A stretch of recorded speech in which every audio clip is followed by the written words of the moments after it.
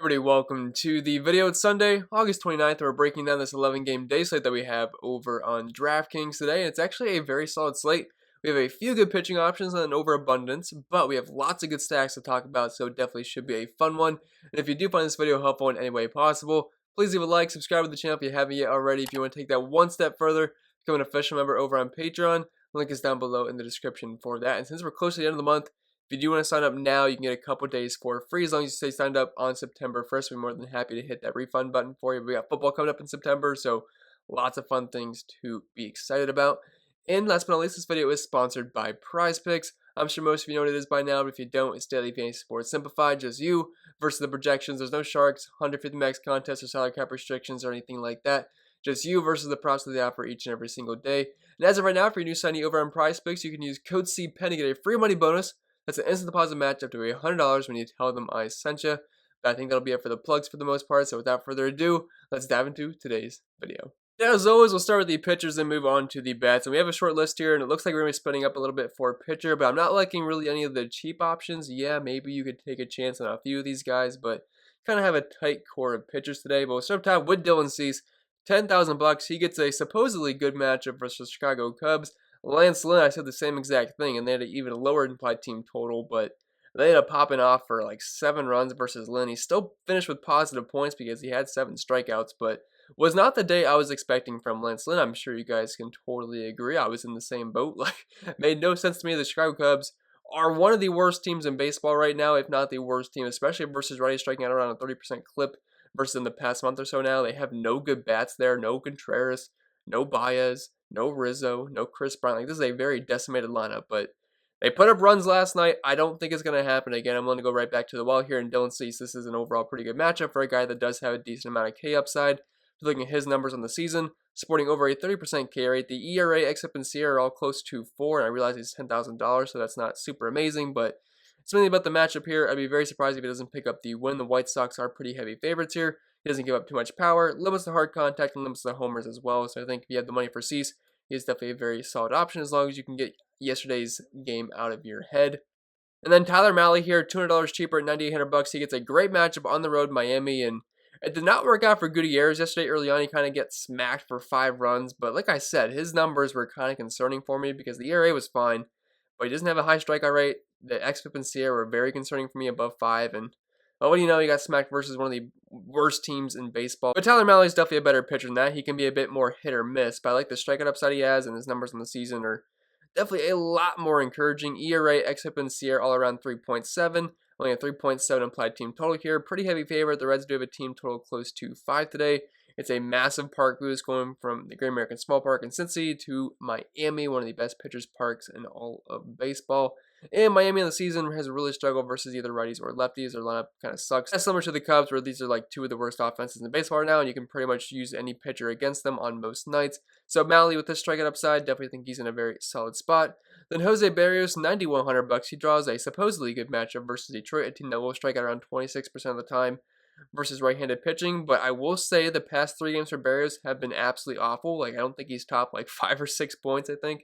Might have been around 9 in the one start, but he has been very, very bad. So I don't like the recent form that we're seeing, but he's still an overall solid pitcher. And what should be a good matchup here, a 4.2 implied team total against him, which is a little bit higher than I thought it would be when I first saw that Barrios was going to be on the mound versus Detroit today, but I guess we'll take what we can get here because the pitching isn't amazing today. But the ERA, xFIP, and Sierra all below 4 here, a 25% carry. Doesn't really walk too many guys. Gets a good amount of ground balls, limits the power for the most part, limits the homers, and Detroit's a team, like I said, they both strike out quite a bit versus righties are kind of a little bit below average in terms of WRC plus WOBA and things like that versus right-handed pitching this season. And while I don't love the recent form, I think Barrios is certainly in play at his price point if you can't afford the combo of Dylan Cease and Tyler Mahle today, which is probably the preferred way I'd want to go. But with that being said, I think that'll be it for the pitching, so move right over to today's stacks. Now we'll start off with the Tampa Bay Rays here. They are on the road in Camden Yards, one of the best places to hit in all of baseball, and it's a big park boost going from the Trop to Camden Yards, especially in the summertime when it's nice and warm and the ball will carry, and they get a great matchup versus Spencer Watkins. Not a big strikeout guy. Power department, I mean, does give some power, but xFIP above 5, ERA above 7. I mean, the guy's just not a very good pitcher, plus the Orioles bullpen not very good either, and this Rays team can definitely rake quite a bit. Now, I will say they are very expensive, and if we are double spending out for a pitcher today, good luck fitting all these guys in a stack. You'll have to find some real cheap one-offs or a cheap mini stack to pair with them, but if I had to pick two in this lineup, it's going to be Brandon Lowe and Austin Meadows. Both are very similar players where their batting averages aren't great, but they both have well above 200 ISOs versus right-handed pitching. They will strike out, but love Meadows, love Brandon Lowe, but the entire lineup's going to be in play. Righties more so in tournaments. The lefties kind of can be cash game plays if you can afford them. There's not many lefties, kind of just Brandon Lowe, Austin Meadows, then obviously Franco is going to be a switch hitter, then Wendell and Kiermaier kind of okay there. Everyone's in play. Team total close to 6. Would not be surprised if that goes over 6 by the time I wake up tomorrow, but definitely liking the race quite a bit today despite their expensive price points. The next team I want to talk about is the Milwaukee Brewers here on the road, Minnesota versus Griffin Jax, a pitcher that has really struggled in the power department this season. And there's quite a few bats in this lineup that do have some pop, especially versus right-handed pitching. We're looking at Jax's splits on the season. ERA north of 6, xFIP not too far behind, carry below 20%, close to a double-digit walk rate, but what I really love is the power that he is giving up over a 230 ISO, 2.5 homers per 9, even a little bit higher than that, and over a 40% hard contact rate with over a 50% flat ball rate. So definitely some homers to be had here in this lineup. Colton Wong is pretty cheap, leading off $3,600. He's been pretty solid this season, batting around 285. Willie Adames is getting really cheap. I remember when he was close to 6K, now at $4,200. I definitely think he's in play. Now he's in the low 4K range with an ISO above 230 this season. Christian Yelich hasn't really been good for a couple years now, but he's still going to be playable versus a guy that gives up a lot of power. Obviously, Al Garcia, batting cleanup. Omar Narvaez has been great versus right-handed pitching. Urias, Rowdy Tellez, I love that price point on Tellez, only $2,500. Let them ready matchup there. And at the very bottom of the order, Jace Peterson, Jackie Bradley, not really bats that get me too excited, but they're playable if you can't afford the, I don't even want to say more expensive bats. I mean, they're more expensive, but they are pretty cheap overall compared to other stacks today. A team total of 5.51 is going to make them one of the best point per dollar options on the entire slate. Then the next team we have here is the Boston Red Sox on the road in Cleveland versus Eli Morgan, a pitcher that has given up a lot of power so far this season, kind of similar to Griffin Jax. He's actually given up more power to the righties this season compared to lefties, but either way, it's still a very good spot for either handedness here. But Alex Verdugo, no Kike Hernandez, he got hit with the COVID protocol, so he's going to be out, which kind of takes a bit of a hit to this lineup, but just kind of shuffle some things around. But we should have Alex Verdugo around the leadoff spot, $3,800. I think he's a very solid play there. Team total around 5.25 for Boston today on the road. Kyle Schwarber, one of the top home run calls in the entire slate yesterday, although he is pretty expensive. Xander Bogaerts, very expensive. Rafael Devers, super expensive, but again, left and righty matchup there. Tons of power versus righties, one of the best home run calls in the entire slate, although you are paying for it. JD, Travis Shaw, like that price point on him, eligible at first base or third base. Christian Vasquez is a cheap catcher.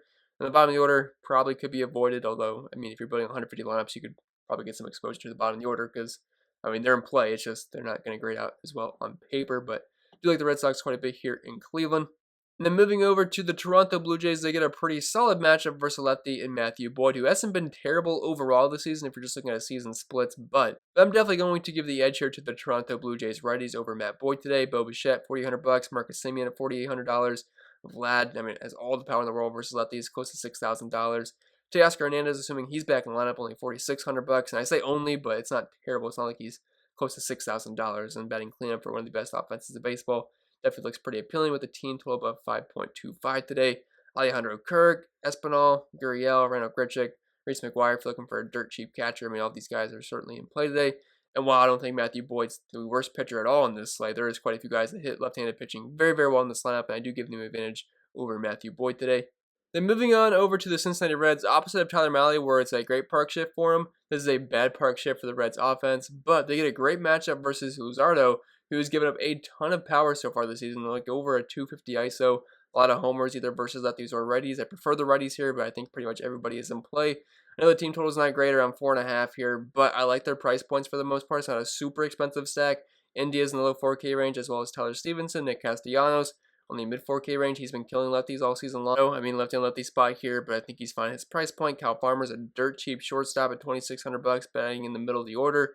Eugenio Suarez has popped versus lefties, although he'll strike out about half the time.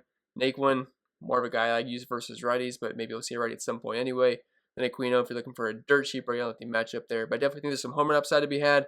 Prefer the top half of the order, but this entire lineup I think is in play, especially as far as tournaments goes, but I do like their price points quite a bit. Last thing I want to talk about, we have the Chicago White Sox, and I do want to mention they're not the last team I like today. I think the Cardinals are in a good spot. I think the Astros are in a good spot.